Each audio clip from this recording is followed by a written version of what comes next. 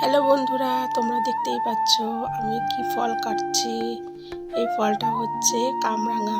এটা হচ্ছে রাস্তায় বিক্রি হয়, মানে মাখা করে বিক্রি হয়। দেখি কিন্তু খাইনি কোনোদিনও, তাই আজকে বাড়িতে কিনে নিয়ে এসে একটু মাখা করলাম। দেখতেই পাচ্ছ, একটু লঙ্কার গুঁড়ো দিয়ে দিলাম, দেব হচ্ছে কাসুন্দি, নুন আর লঙ্কা দিয়ে ভালো করে মাখতে হবে। মেখে তারপরে খেয়ে দেখলাম, খারাপ না, ভালোই খেতে।